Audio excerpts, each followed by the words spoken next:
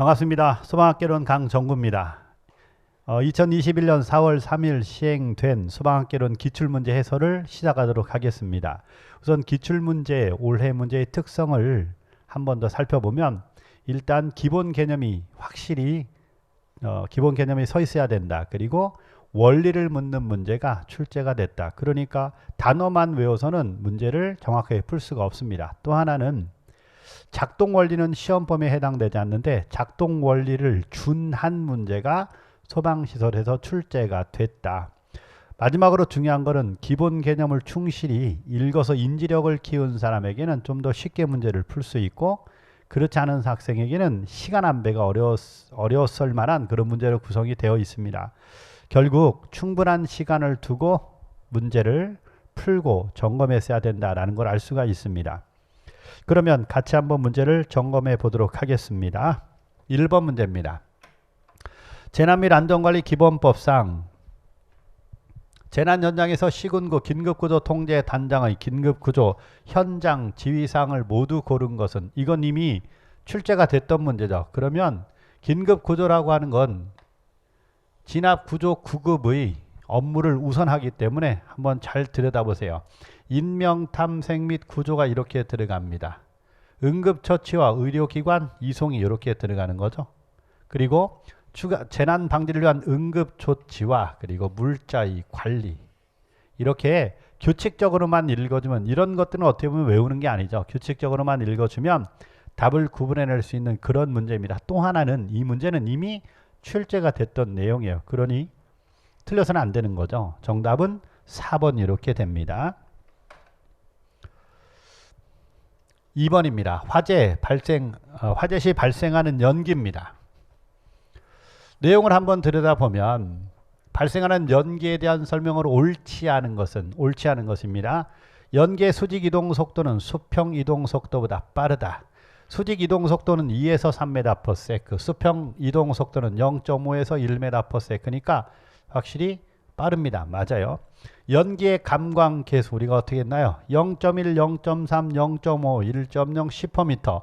감광 계수가 점점 수치가 증가할수록 가시거리는 20에서 30m, 5m, 3m, 1에서 2m, 0.2에서 0.5m니까 짧아지네요. 감광 계수가 증가할수록 가시거리는 짧아진다. 가장 기본적인 개념이라고 볼 수 있죠. 중성대는 늘 조심하라 그랬습니다. 실내 압력과 실외 압력이 같아지는 면이다. 실내 온도가 아니고 실내 압력과 실외 압력이 같아지는 면이다. 읽자마자 바로 답이 3번 이렇게 출제가 답이 이렇게 튀어나오죠. 아주 쉬운 내용이네요. 그 다음 4번. 굴뚝 효과는 건물 내 외부의 온도 차이에 의해 상승하는, 공기가 수직으로 상승하는 흐름을 말합니다. 그러려면 내부 온도가 외부 온도보다 높아야 된다. 우리가 기본 개념을 다뤘던 부분이죠. 보자마자 답이 바로 나올 수 있는 그런 문제입니다. 3번입니다. 어떻게 보면 이 부분이 조금 더 응용된 문제라고 볼 수가 있어요. 소화설비에 대한 설명으로 옳은 것은, 자 이제 옳은 것은이 이렇게 출제가 됐습니다. 이 부분을 보면 일반적으로 산알칼리 소화기는 사용하지 않기 때문에 우리가 다루질 않죠. 그렇지만 굳이 내용을 개념을 들여다보면 황산과 중탄산 나트륨입니다. 황산과 중탄산 나트륨이 화학 반응을 하게 되면 이렇게 소화기를 거꾸로 뒤집어주면 서로 섞이게 되어 있습니다. 그러면 황산과 중탄산 나트륨이 이렇게 반응을 하게 되면 이때 생성되는 이산화탄소 기체는 방출 압력을 만들게 되고요. 그 방출 압력에 의해 물이 이렇게 방사가 됩니다. 물이 이렇게 방사가 된다. 그러니까 이건 수계 소화기가 맞습니다. 가스계 소화기가 아니죠. 수계 소화기가 이렇게 되는 거예요. 생성된 이산화탄소는 방출 압력을 만들고 물이 방수가 되는 거니까 수계 소화기가 맞습니다. 가스계 소화기 아니에요.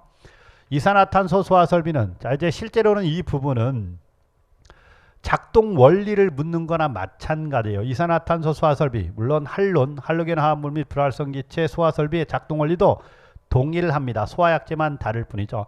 일단은 늘 작동 원리를 잠깐 설명할게요. 작동 원리를 보면 일단 감지기 AB 교차 회로 되어 있는 감지기 AB가 작동을 하게 됩니다. 그러면 전류가 수신반으로 이렇게 흘러가게 되겠죠. 그러면 수신반에서 전류가 솔레노이드를 작동시키게 됩니다. 솔레노이드는 말 그대로 전자기력이잖아요. 전류가 흐르면 전자기력이 작용해서 밸브를 열어주는 역할을 합니다. 솔레노이드가 작동을 하게 되면 밸브를 열어줘요. 우선 어떤 밸브를 열어주느냐? 저장 용기를 열어주는데 필요한 가스를 공급하는 기동용 가스 용기를 이렇게 개방하게 됩니다. 이 솔레노이드가 밀려나면서 기동용 가스 용기를 이렇게 개방하게 돼요. 그러면 이 기동용 가스 용기가 두 가지 역할을 합니다. 하나는 A, B 구역에 방호 구역을 나눠놨기 때문에 각각의 방출될 수 있도록 선택 밸브가 개방이 돼요. 이 가스의 압력에 의해서 선택 밸브가 개방이 되고, 그리고 저장 용기가 그 압력에 의해 자동으로 개방이 됩니다.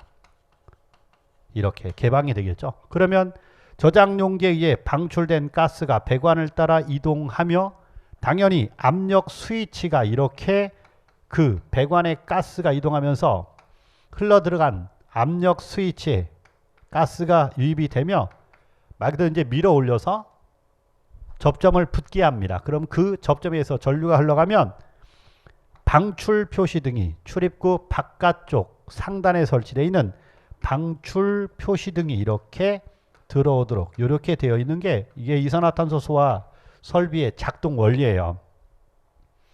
그러면 잘 보세요. 이산화탄소 소화 설비는 화재 감지기가 AB 교차율을 감지해서 이렇게 수신반에 전류가 흐르고 수신반에서 흘러나온 전류가 솔레노이드를 작동합니다. 그 솔레노이드가 기동용 가스 용기를 개방하고 그 기동용 가스 용기가 압력을 공급해주면 밸브가 그 압력에 의해서 밸브가 선택 밸브가 개방이 되고 저장 용기가 개방이 됩니다. 그럼 그 저장 용기에 의해 압력 스위치가 작동을 하고 말 그대로 압력에 의해서 스위치 접점이 붙는 거예요. 그러면 그 스위치에 의해서 전류가 흐르면 출입구 상단 외부에 설치되어 있는 방출 표시등이 이산화탄소 방출되고 있다는 표시등이 들어오는 겁니다. 그러니까 이거는 결국 뭐냐면 구성품을 물어본 게 아니고 작동 원리를 그대로 단어로만 바꾸는 것에 불과해요. 그러니까 어떻게 보면 이런 것들은 분명히 시험 출제에 보면은 작동 원리를 제외라고 했는데 이런 식으로 문제를 구성을 한 겁니다. 그러면 자 이제 이 부분은 틀렸고 이걸 모른다 해도 슈퍼바이저리 패널은 이미 출제가 됐죠. 습식 그리 아니고 어디에 설치된다? 준비 작동식 스프링클러 설비에 설치되는 게 바로 슈퍼바이저리 패널이라고 했으니까 이거 이미 틀렸습니다. 순환 배관은 최저운전 시 방출 압력, 최저운전 시 말 그대로 펌프만 돌아가고 물이 순환이 안 되기 때문에 수온이 상승하고 압력이 높아지는 걸 막기 위해 설치한 배관을 순환 배관이라고 하죠. 그러니까 최저운전 시 수온 하강 방지가 아니고 뭐다? 상승을 방지하거나 압력을 방출하는데 사용되는 배관이에요. 그러니까 이미 이게 틀렸다는 걸 알 수 있죠. 그럼 정답이 될 만한 건 뭐밖에 없다? 2번 이거 하나밖에 없습니다. 그런데 실제로는 작동 원리까지를 우리가 공부를 하지 않기 때문에 그래서 생각보다는 좀 어려운 내용이다. 그렇지만 다른 내용으로 분명히 문제를 풀 수 있는 여지가 있습니다. 4번 우리나라 소방 역사에 대한 설명으로 옳은 것만을 고른 것은? 자, 이 부분을 한번 볼까요? 가장 기본적인 문제죠. 그러면 우리가 언제나 내용을 볼 때 100% 다 알아야지만 정답을 구할 수 있다는 생각을 빨리 버리라 그랬죠. 자, 한번 읽어볼게요. 고려시대에는 소방을 소재라 하였으며 뭐 소방이라는 용어를 갑오개혁 이후에 소방이라는 용어를 전후에 소방이라는 용어를 사용했으니까 소재라 하였으며 화통도감을 신설하였다. 우리가 고려시대는 어떻게 했나요? 금화금이라고 그랬죠. 금화제도 화통도감 금화관리자 배치니까 화통도감 맞습니다. 니은 조선시대 세종 8년에 금화도감을 설치하였다. 금화도감은 1426년 세종 8년 2월이니까 딱 들어맞네요. 딱 들어맞습니다. 1915년 우리나라 최초의 경성소방사 1925년 철저하게 였죠. 15년이 아니고 언제다? 1925년 틀렸습니다. 이 단어가 만약에 조금 혼돈이 된다라고 하면 다음 내용을 보면 되죠. 중앙소방위원회, 중앙자 1946년, 1945년이 아니고 1946년입니다. 그리고 소방청하고는 상관이 있다 없다? 없다. 중앙소방청을 설치하였다. 소방청은 2017년 7월 25일에 설치된 겁니다. 소방청 해당되지 않아요. 그러면 디귿, 리을이 들어가면 다 틀려요. 디귿, 리을 들어가면 다 틀립니다.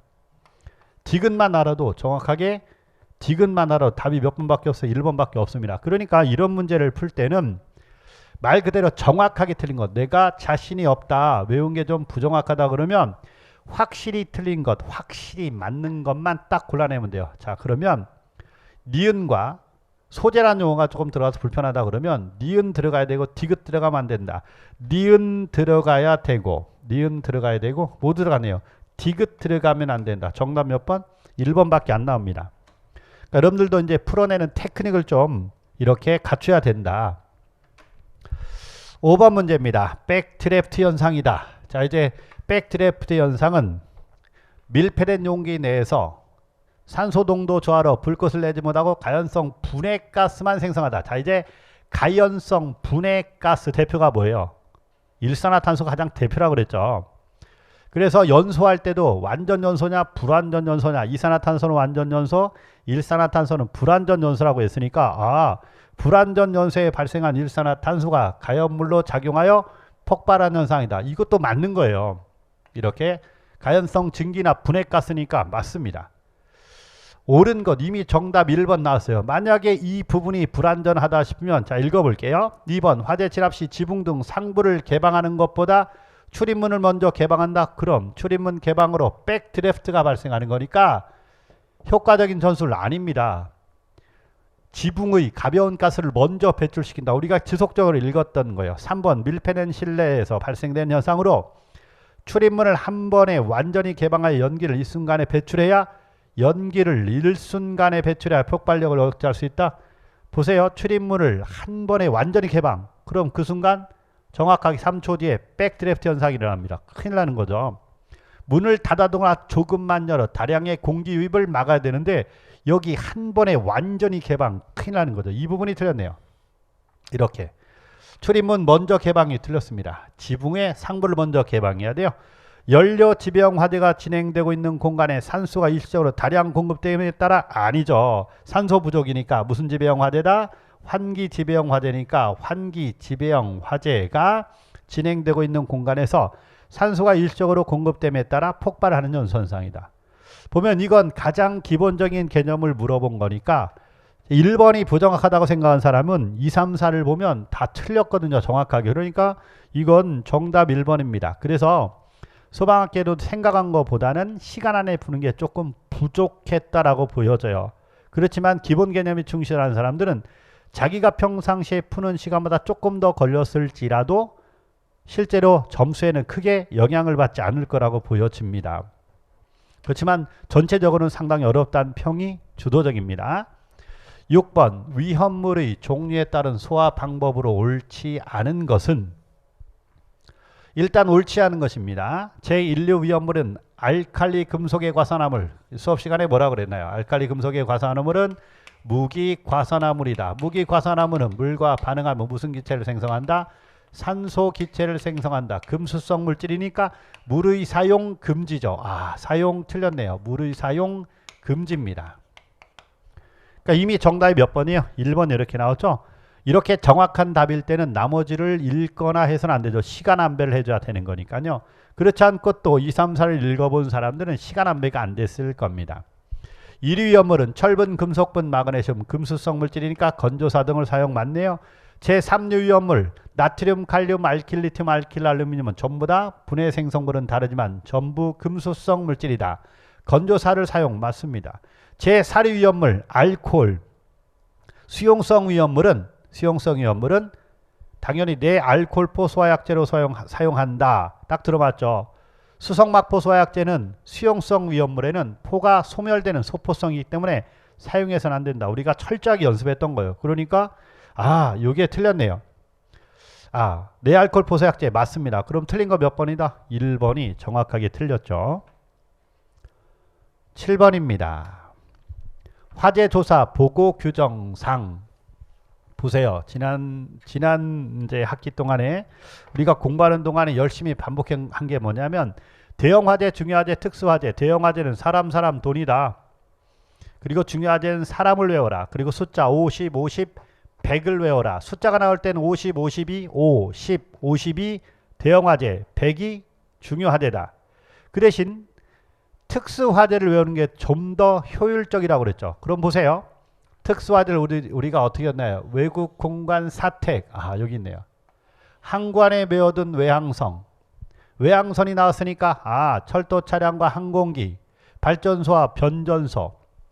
그리고 화재 원인 특이, 사회적 이목 집중 이렇게 외웠잖아요. 화재 원인 특이 딱 들어가네요. 항구안에 메어둔 외항선, 발전소, 변전소, 항공기 딱 들어가네요. 그러면 사람 돈에서 50, 100, 100은 100명 이상보다 중요 화재잖아요. 정확하게 특수 화재 아닌 거 2번 그대로 드러납니다. 이건 우리가 아예 출제될 걸로 예상하고 연습을 했던 거니까 보자마자 이미 숫자 들어간 이재민 100명 이상이 중요 화재라는 걸 알았기 때문에 보자마자 답이 나왔어야 맞아요. 그렇지 않으면 시간 안배가 어려울 거거든요. 이런 데서 시간을 줄여줘야 됩니다. 이건 이미 너무 정확하게 짚어낸 내용이다. 8번 재난 및 안전관리 기본법에 관한 내용이다. 괄호 안에 들어갈 용어로 옳은 것은 이건 괄호밖에는 출제될 만한 내용이 아니라고 했잖아요. 그럼 한번 들여다볼까요? 이게 그런데 재난사태의 선포인지 특별재난지역의 선포인지를 구분하는 연습이 돼야 되는데 한번 내용을 읽어볼게요. 대통령령으로 정하는 재난이 발생하거나 발생할 우려가 있는 경우 사람의 생명, 신체, 재산에 미치는 중대한 영향이나 피해를 줄이기 위하여 긴급한 조치가 필요하다고 인정하면 누구의 심의를 거쳐 선포할 수 있다. 자, 이거는 내용을 한번 들여다보세요. 재난이 발생하거나 발생할 우려가 있는 경우, 발생하거나 발생할 우려가 있는 경우, 그러니까 이건 재난 발생 초기의 활동이에요. 그럼 재난 발생 초기에 할 때는 대응 단계 내에 발생하거나 발생할 우려, 발생하거나 여기에서 대응 단계라는 걸 알 수 있습니다. 재난관리 단계 중에 대응 단계다. 대응 단계는 재난 사태의 선포예요. 그러면 선포할 수 있다. 누가? 행정안전부 장관이고 그리고 심의는 중앙위원회입니다. 그러면 행정안전부 장관은 대통령령으로 정하는 재난이 발생하거나 발생할 우려가 있는 경우 긴급한 조치가 필요하다고 인정하면 중앙위원회의 심의를 거쳐 재난사태를 선포할 수 있다. 이렇게 들어가는 겁니다. 대응 단계니까 재난사태가 된다. 그러면 재난사태 선포는 행정안전부 장관, 특별재난지역 선포는 복구 단계예요. 그건 대통령이죠. 그러니까 행정안전부 장관을 잡아주고 재난사태의 선포니까 정답 몇 번이다? 2번. 심의는 무조건 중앙위원회 잡으면 여기서도 둘 중에 하나예요. 그럼 딱 몇 번이다? 2번이 이렇게 나오는 거죠. 그래서 이거는 이미 우리가 괄호 넣기로 나올 거로 예상했기 때문에 틀려서는 안 되는 문제들이죠. 9번 소방조직의 원리에 해당하지 않는 것. 가장 전형적인 고전 형태의 문제가 출제가 됐습니다. 이걸 보는 순간 우리가 두문 문자로 연습했던 거 기억나나요? 소방조직의 기본 원리는 이렇게 외웠습니다. 분, 명, 개, 업, 통이다. 이렇게 외웠죠. 한 번 더. 분, 명, 개, 업, 통이다. 자, 이제 누가 더 많이 연습을 했느냐? 우리가 두문 문자는 외웠습니다. 첫 번째, 분업의 원리다. 이렇게 명령계 통일의 원리입니다. 명령계 통일의 원리다. 그리고 이미 출제된 개선의 원리다. 계층제의 원리입니다. 이건 어떻게 보면 가장 전형적인 문제라는 거죠. 업무 조정의 원리다. 단어에서 불편한 단어 중에 하나가 이거였네요. 통솔계, 통솔 범위의 원리다. 자, 이제 한번 들여다봅니다. 통솔 범위의 원리다. 분, 명, 개, 업, 통. 분업의 원리 없네요. 명령계 통일의 원리. 명령계 통일 분산이 아니죠. 명령계 통일의 원리다. 정답은 3번이 됩니다. 개선의 원리 없고 계층제의 원리 있네요. 업무 조정의 원리 있습니다. 통솔 범위의 원리 있네요. 정답 몇 번이다? 3번. 아, 너무 단순하네요. 10번.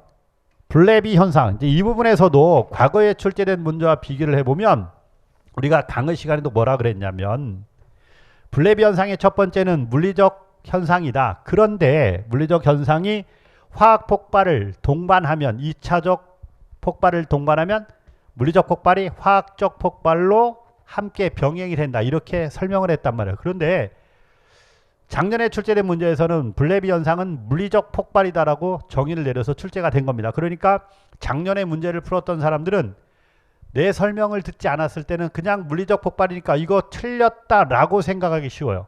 그런데 분명히 수업 시간에 뭐라고 강조를 했냐면 일반적으로 무조건 물리적 폭발만 일어나는 게 아니고 화학적 폭발이 병행되기도 하기 때문에 지문을 잘 봐야 된다라고 설명을 했단 말이에요. 이해됐죠? 그러면 한번 보세요.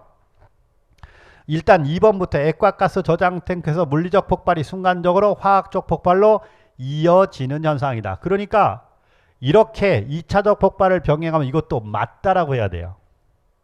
그러니까 이 부분에서 이제 작년에 출제된 문제와 비교했을 때는 혼돈을 일으킬 만한 소지가 분명히 있다. 그 다음 액화가스 저장 탱크에서 일어날 수 있다는 점에서 증기운 폭발과 같다. 액화가스 저장 탱크에서 일어날 수 있다는 점에서 증기운 폭발과 같다. 실제로는 옳지 않은 것. 이거는 액화가스 저장 탱크 폭발과 증기운 폭발은 탱크에 의한 폭발이 아니고 대중에 분출된 대량의 가연성 액체나 가스가 폭발하는 거죠. 그래서 이게 같다가 아닙니다. 달라요. 이렇게. 그 다음 두 번째, 이거 물리적 폭발이 화학적 폭발로 이어지는 현상이다. 맞습니다. 블래비의 규모는 파열 시 액체의 기화량에는 차이가 있으나 탱크 용량에 따른 차이는 없다. 자, 이걸 가만히 들여다보면 여기 4번과 연관을 시켜보세요. 액화가스 저장 탱크 인장 강도를 초과할 경우 기상부의 면하는, 그렇죠? 기체 상태로 존재하는 부분의 탱크가 파면 이루어집니다. 온도가 계속 상승하죠. 액상면은 액상부에 접해 있는 탱크는 기화가 일어나기 때문에 온도 상승이 없어요. 그러니까 기상부에 면하는 지점에서 파열하게 된다. 그렇죠? 그럼 이제 이걸 3번과 연결을 해보세요. 그러니까 4번은 들어봤습니다. 그러면 결국 기상부에 면하는 지점에 기체 상태로 운동 속도가 빠르면서 증기가 발생했을 때 액화가스니까 기체화되어 있는 액화가스가 점점 어떻게 된다? 압력이 상승해져야 돼요. 그러면 많이 발생할수록 압력이 상승하는 거니까 탱크 기화량에는 차이가 있으나 탱크 용량에 따른 차이는 없다? 아니죠. 액체의 기화량에는 차이가 있으나 기화가 많이 되면 빈 공간, 탱크 용량, 빈 공간이 많으면 많을수록 그만큼 압력이 더 높아지게 되는 거지. 그러면 그로 인한 압력을 이보다고 더 크게 폭발할 수가 있다. 그러니까 용량에 따른 차이가 있느냐 없느냐, 없다가 아니고 어떻게 된다? 있다. 이렇게 들어가는 거죠. 작은 탱크와 큰 탱크, 그 안에 기상부가 많으면 많을수록 증기가 많이 발생이 되고 그러니 압력이 높아지기 때문에 당연히 탱크 용량이 클수록 폭발력이 더 커지는 겁니다. 너무 당연한 거 아닌가요? 그러니까 정답은 기존에는 3번으로 정답을 했는데 1번도 복수 정답 처리를 했습니다. 그래서 정답은 1번과 3번 두 개가 해당이 됩니다. 11번 포혼합 장치 중 펌프 프로포셔널 방식에 해당하는 것은, 자, 이 부분이 이제 학생들이 이 간단한 걸 원리를 알면 굉장히 단순한 거라고 했는데, 자, 한번 들여다볼게요. 이걸 찾는 방법을 한번 볼게요. 첫 번째, 이렇게 되어 있는 경우 잘 보세요. 펌프에 어느 쪽에서 이렇게 혼합된지를 보세요. 지금 토출축입니다. 토출축에서 혼합하고 있다. 그리고 방출이 되는데 잘 보세요. 약재가 자동으로 빨려 올라온다. 펌프가 부착되어 있지 않습니다. 배관에 압력으로 눌러주잖아요. 그러면 자동으로 빨려 올라오는 거니까 혼합이 되되 무엇에 의해 혼합이 되냐면 벤추리관에 의해 자동적으로 빨려 올라오는 겁니다. 이게 이렇게. 그럼 얘는 뭐냐면 라인 프로포셔널 방식이라는 걸 알 수 있죠. 이게 라인 프로포셔널 방식이다. 이렇게.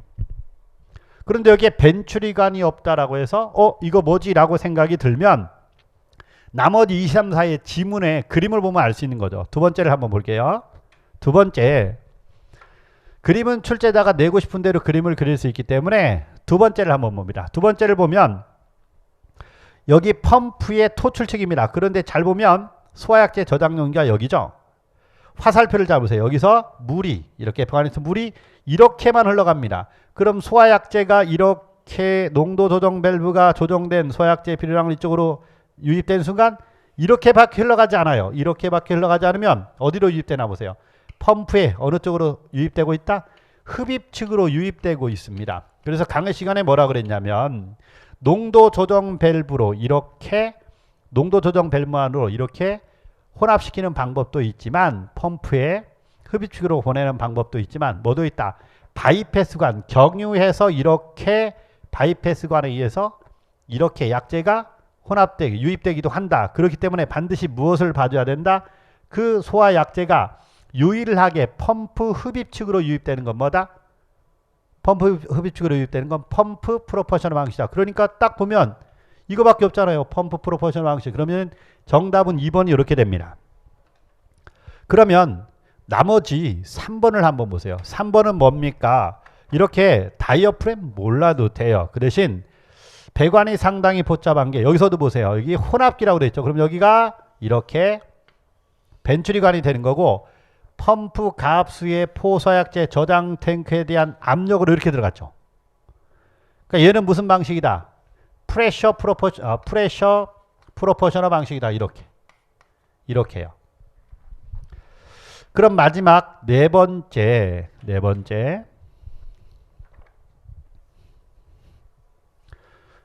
그림을 이렇게 들여다보면 아하 여기 보면 펌프가 몇 개 있나 보세요. 펌프 1 이렇게 소약제 저장 탱크 압입용 펌프 2 이렇게 두 개가 있네요. 이건 별거 없죠. 프레셔 사이드가 됩니다. 프레셔 사이드 프로포셔널 방식이다. 그리고 또 하나 소화약제가 펌프의 토출축으로 유입이 되고 있죠. 그러니까 유일하게 펌프 흡입축으로 보내는 건 몇 번밖에 없다. 2번밖에 없는 겁니다. 그러니까 그림으로 이렇게 나온 것 뿐이지 실제로 침착하게 들여다보면 이건 거저먹기죠. 흡입축으로 유입되는 거 딱 하나만 찾으면 되는데 자, 그래서 이제 기본 개념에 좀 충실하고 충분한 시간을 가지고 문제를 점검했던 학생들은 이거 금방 풀어낼 수 있는데 기본 개념은 겨우 마스터하고 그리고 아직 충분히 연습되지 않은 사람들은 실제로 문제에 적용되는 게 쉽지가 않았을 겁니다.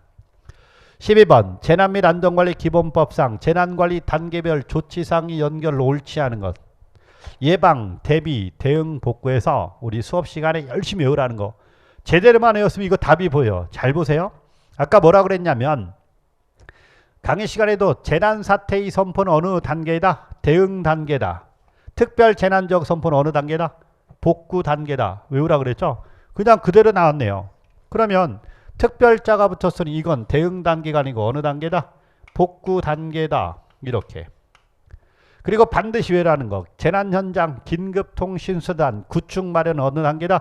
대비 단계. 이거 계속 나온 거니까 그대로 기출문제를 보면 이거 계속 나왔어요. 그러니까 당연히 외워줬을 테고 관리 및 제도의 정비는 예방 단계다. 다 외우려 하지 말고 관리 및 제도의 정비를 넣으면 끝납니다.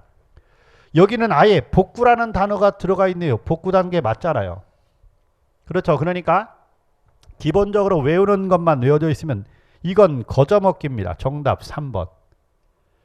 13번 최소 산소 농도다. 이거는 기본 개념에서 설명한 게 아니고 이 문제는 관련 학과 특채 또는 경채 시험 준비를 하는 학생은 학과에서 공부하는 거니까 반드시 외워야 된다. 그래서 공채 준비하는 학생들한테는 혹시 모르니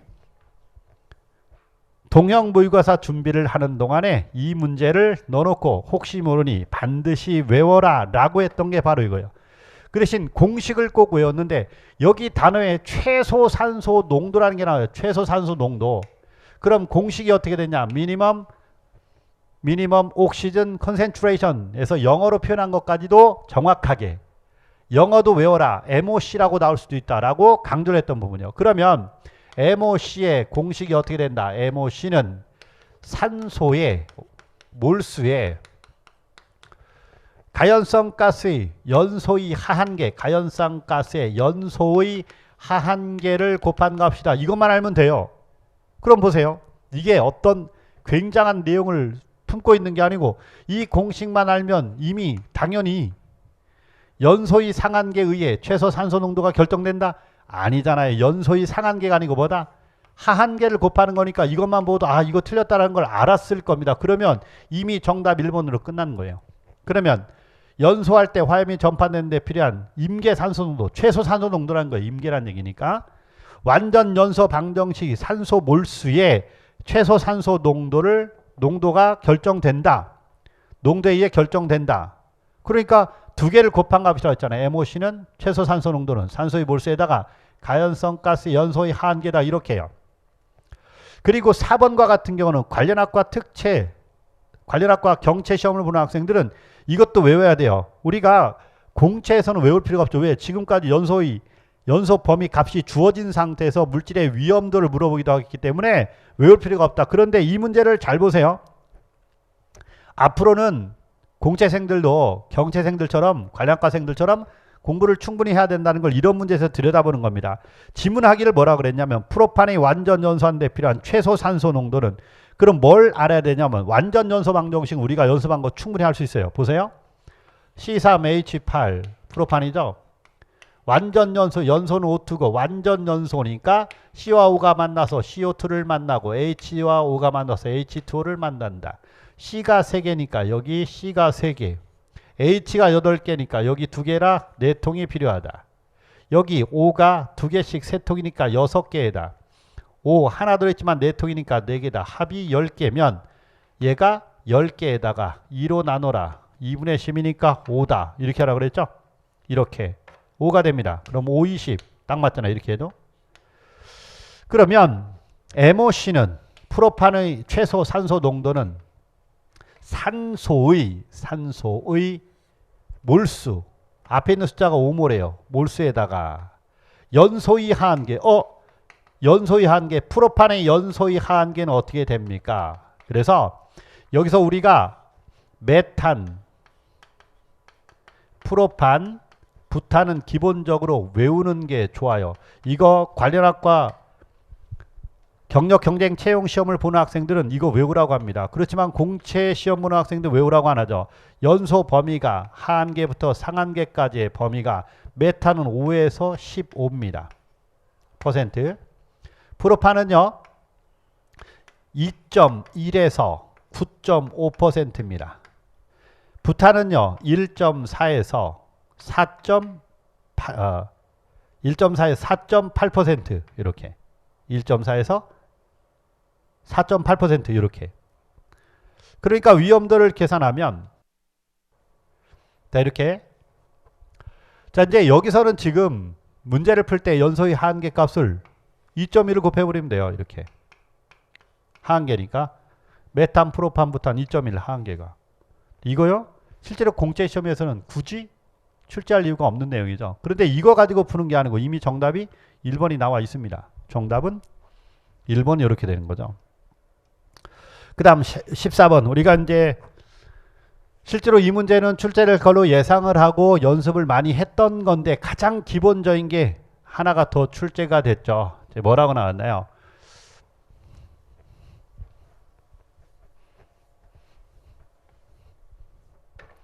일기압 20도씨인 조건에서 메탄 2세제곱미터가 완전 연소한 데 필요한 산소의 부피다. 여기 완전 연소라고 들어가 있습니다. 그럼 산소의 부피는 부피비는 개수비다.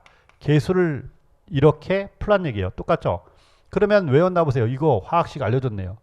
그럼 메탄은 CH4입니다. 그대로 따라가 볼게요.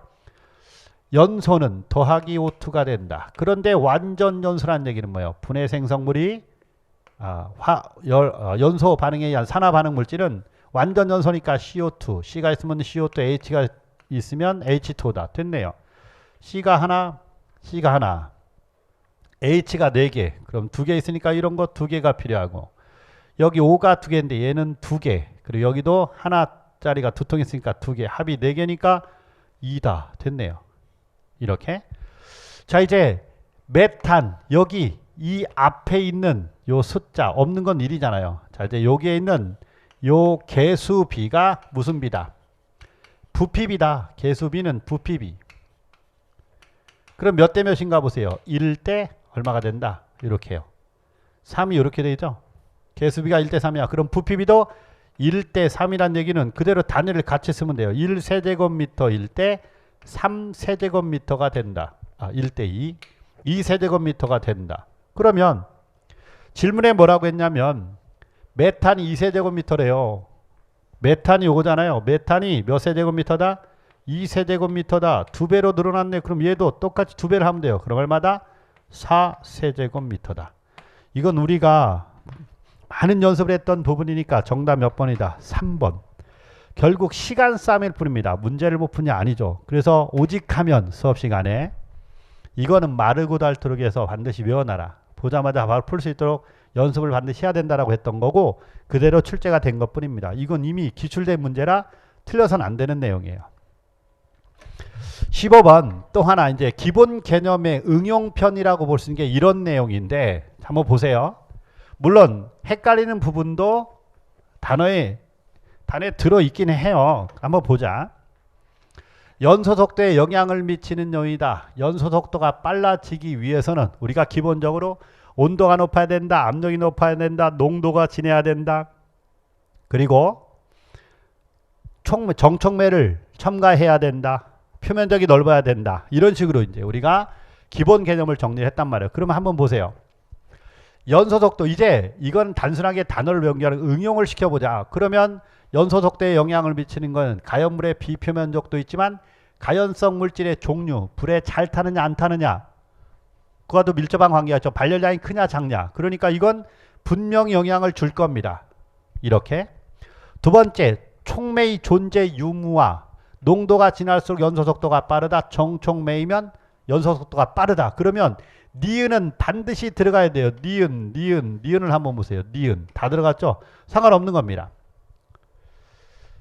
그리고 공기 중에 산소량, 그렇죠.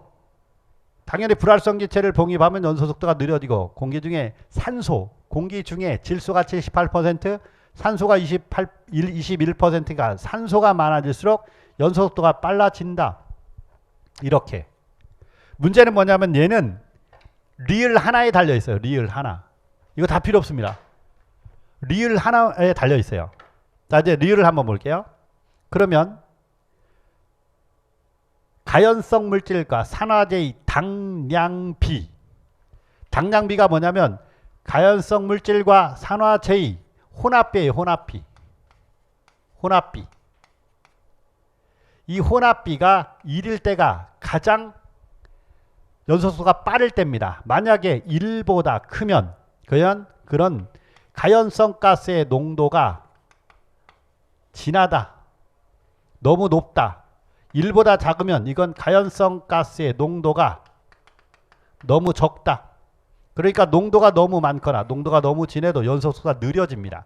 그러니까 당량비는 혼합비를 얘기하는 건데 단어의 의미를 보면 비율을 따지고 있단 말이에요. B자가 비율이니까. 그러니까 가연성 물질과 산화제, 여기 가연성 물질은 가연성 가스라고 해석하면 되고 산화제는 산소입니다. 비율에 의해서 연소속도가 변한다. 이걸 해석이 가능해요. 실은. 근데 이게 해석이 안 되면 이제 선택의 기로에 서는 거죠. 이거를 리을을 넣어야 되느냐 말아야 되느냐.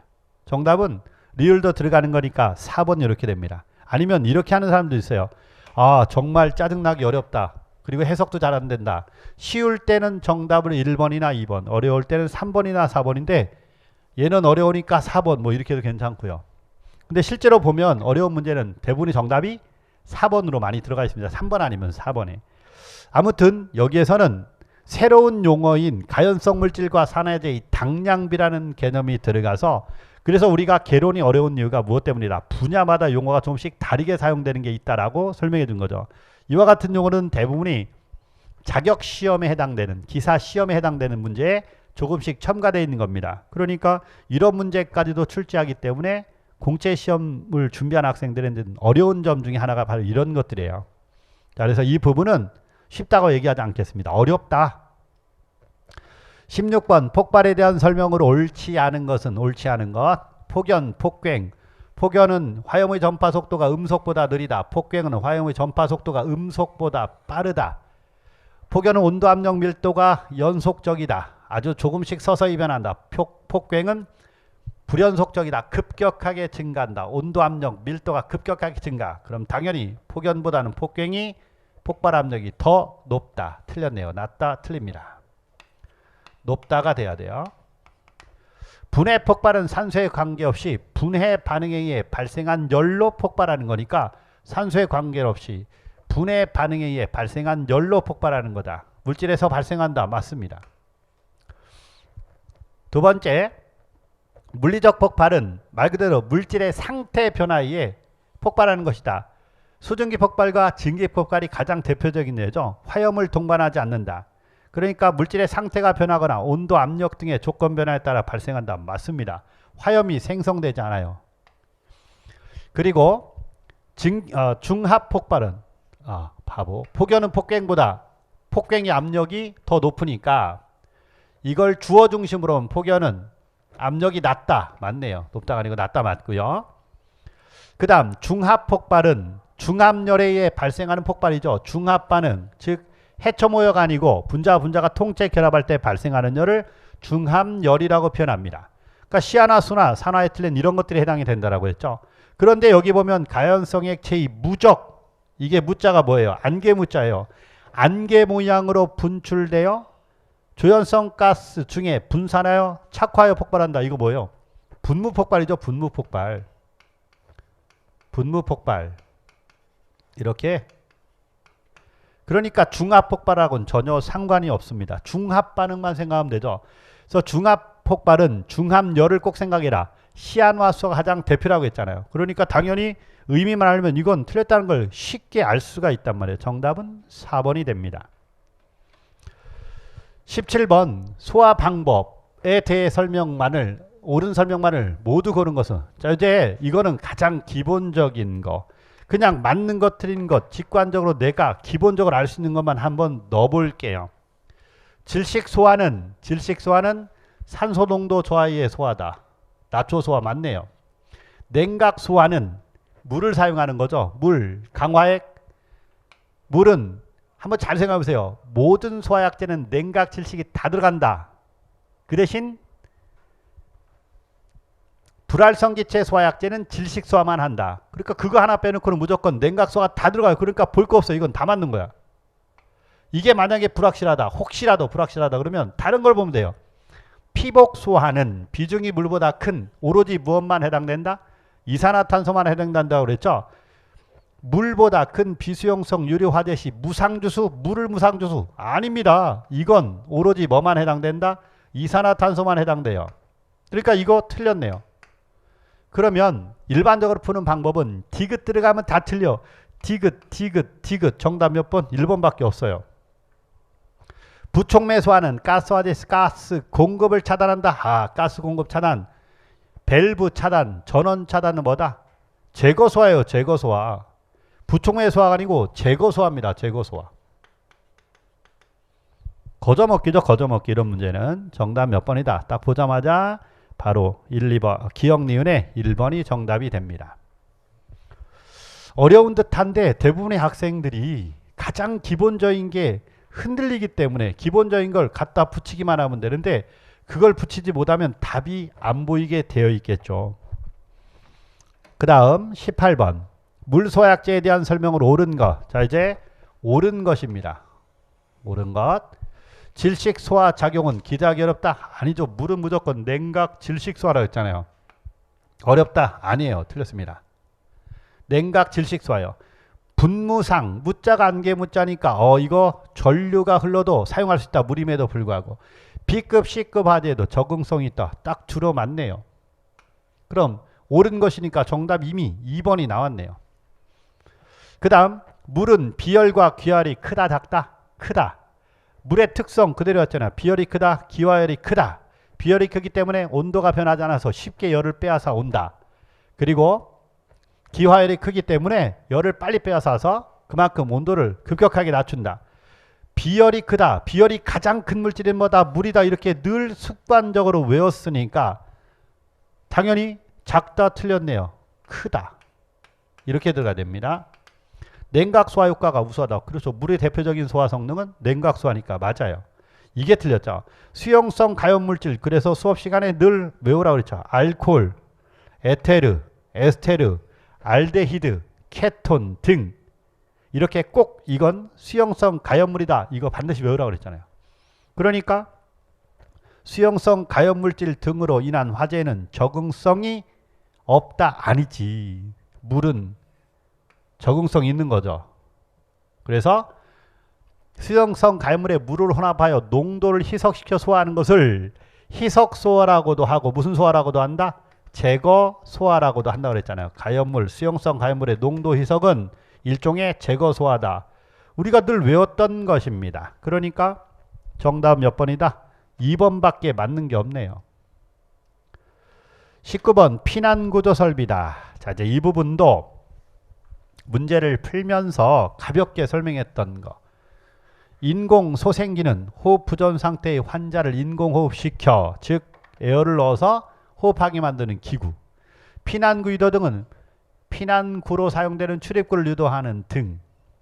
복도 통로 유도 등은 통로에 사용되는 복도에 설치하는 통로, 피난 사용하는 통로를 유도하는 등. 맞습니다.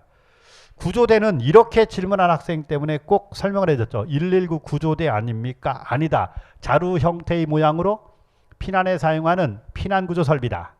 비행기에서 탈출할 때 이렇게 밖으로 이렇게 던지면 터널식으로 쫙 형성돼서 그 내부로 뛰어내리면 타고 내려오는 거다. 이렇게 설명했던 거예요. 그럼 이건 뭘까요? 사용자의 몸무게에 의하여 자동적으로 하강하고 내려서면 스스로 상승하여 연속적으로 사용할 수 있는 무동력 피난기. 이거 뭐라고 그랬어요? 완강기라고 그랬죠. 완강기. 완강기. 거기다가 완강기는 이게 혹시 모르니 완강기의 구성을 늘 읽어주고 가라. 후크, 조속기, 로프, 벨트, 릴. 한 번 더 후크, 조속기, 로프, 벨트, 릴. 이렇게 빠지지 않고 꼬박꼬박 챙기면서 읽어줬던 거예요. 그러니까 얘는 틀릴 이유가 없죠. 정답 몇 번이다? 4번입니다.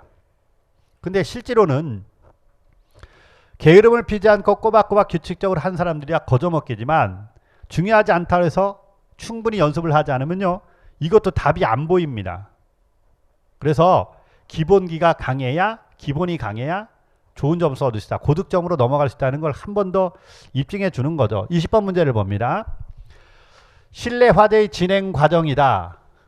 설명으로 옳지 않은 것은, 잘 보세요. 여기 단어 자체를 보면 기본기가 강해야 된다는 게 발화기는 뭐다? 목조 건축물 화재의 성장 단계입니다. 성장기는 내화 건축물 화재의 성장 단계예요. 그리고 최성기는 당연히 목조 건축물과 내화 건축물 화재 모두 해당이 됩니다. 그리고 감퇴기다. 신경 쓰지 마세요. 성장기 다음에 종기 또는 감쇄기, 종기 이렇게 표현하거든요. 그러면 우리가 일반적으로 내화 건축물 화재는 초기, 성장기, 최성기, 감쇄기, 종기 이렇게 했는데 얘는 아예 감퇴기로 이렇게 표현한 겁니다. 종기를. 그럼 잘 보세요. 내용이 우리가 배운 내용과 만나보자. 발화기는 이제 무염착화, 숯불 모양의 불이 연소가 됐습니다. 발염착화, 이제 화염이 일어났어요. 발화, 내부에서 화염이 확산되는 중입니다. 그러니까 이걸 다시 들여다보면 건물 내의 가구 등이 독립연소하고 있으며 다른 동으로 연소위험은 없다. 왜? 내부에서 지금 확산되고 있는 중이에요. 아직 화염이 계급으로 막 빠져나오고 이러진 않습니다. 그러니까 이거 맞아요. 두 번째, 성장기, 화재의 진행이 급속히 이루어지고, 자 이제 내화 건축물 화재와 목조 건축물의 화재의 가장 큰 특징은 내화 건축물 화재에서는 성장기 때 계급의 파괴로 화염 및 검은 연기가 계급으로 분출된다. 이렇게 표현한 거야. 그러니까 계급에 검은 연기가 분출한다. 화염 및 검은 연기 분출 딱 들어맞네요. 이건 내화 건축물의 특징입니다. 그렇지 않으면 자연적으로 소화되기 때문에요. 최성기는 이걸 어느 시기로 봐야 되느냐. 자 이제 최성기 때는 플래시오버 현상으로 일시적으로 산소가 소진되기 때문에 불완전 연소가 일어난다.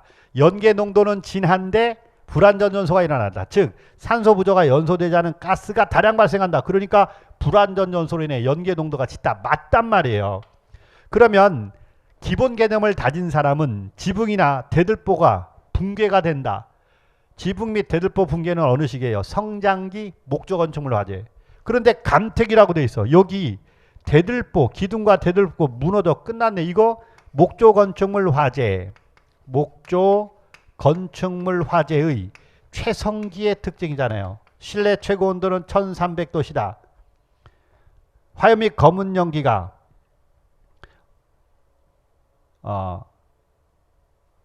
강한 불꽃 및 불가를 유동시키는 화염 및 검은 연기가 분출된다. 아니죠. 강한 불꽃 및 불가를 유동시키는 복사열이 발생한다. 그게 이제 최성기. 최고 온도는 1300도씨. 기둥과 대들보가 붕괴가 된다. 그러니까 이거는 목조 건축물 화재에서의 최성기입니다. 이미 대들보 기둥이 나왔다는 얘기는 뭐예요? 이건 목조 건축물이죠. 이건 감택이가 아니고 어느 시기다? 최성기. 이건 기본 개념이 있는 사람이면 딱 4번 답이 바로 나올 수 있습니다. 정답은 4번 이렇게 돼요. 실질적으로 이제 학생들이 어렵게 생각을 하고 풀기가 난해하다라고 생각되는 부분은 2문제에서 3문제 정도가 맞습니다. 그런데 체감되는 정도는 학생들한테는 굉장한 심적 부담이 느껴질 거예요. 왜? 지문을 하나하나 다 읽어줘야 될 그런 문제들이 많았거든요. 또 하나는 옳은 것을 모두 고른 것을 이렇게 나오는 거는 학생들한테 굉장한 부담을 갖게 하는 겁니다. 그러니까 지금 현재 기준점으로 보면 법규 같은 경우는 70점이 마지노선으로 보여져요. 70점. 그래서 합격선이 65점이나 70점 선으로 이렇게 보여집니다. 그 대신 개론은 생각보다 문제가 어려운 건 아닌데 푸는데 굉장히 까탈스러워요. 그래서 지금 70점에서 75점 정도로 보는데 아마도 75점 정도가 60점에서 65점 정도의 조정 점수로 나올 것 같아요. 우리가 60점을 이제 합격 점수로 보는 거니까 개론과 같은 경우는 합격 점수를 몇 점으로 보냐면 75점 정도 이상 70점에서 75점 정도 사이로 보여지고, 그리고 법규 같은 경우는 조금 더 어려워서 잘하면 65점에서 70점 정도로 보는데 잘하면 60점에서부터 65점 정도가 돼도 합격 점수가 형성될 걸로 보여집니다. 보면 이제 한 번 더요. 개론은 75점 정도로 보고 법규는 65점 정도 이렇게 보는 게 좀 정상적으로 맞는 것 같습니다. 이렇게. 자, 그래서 좀 불편한 문제들이에요. 그럼 이제 여기서 우리가 다시 한번 들여다볼 수 있는 거는 앞으로 나오는 내년에 출제된 문제 유형을 살짝 들여다볼 수 있는데, 자, 이제 개론과 같은 경우는 기본 개념이 굉장히 강해져야 된다. 그리고 해석할 수도 있어야 된다. 다양한 문제를 풀어서 접목을 시도하는 것도 좋은 방법 중에 하나다. 그렇지만 가장 중심인 기본 개념이 약하면 답이 잘 보이지 않을 것이라는 걸 올해 문제로 이렇게 역력히 보여줬습니다. 그러니까 내년에 시험 봐야 되는 학생들은 꾸준히 남은 시간 동안, 내년 시험 보는 시간 동안 기본 개념을 다진 데 충실하고, 그리고 그 시기마다 문제를 다양하게 풀어보는 쪽에 초점을 맞추도록 하고요. 그리고 또 하나는 이제 소방시설에서는 작동 원리는 제외라고 되어 있지만 출제되는 문제가 다 작동 원리 중심으로 내용이 구성됩니다. 그러니까 올해는 예외 없이 기본 개념을 강의할 때도 작동 원리를 모두 설명하고 진행을 할까 합니다. 내년 시험 대비하는 학생들은 조금 더 어렵게 공부를 할 겁니다. 소방시설에서 작동 원리까지 모두 공부를 해야 되기 때문이죠. 자, 이걸로 올해 2021년 4월 3일 소방학개론 기출문제 해설을 마치도록 하겠습니다. 감사합니다.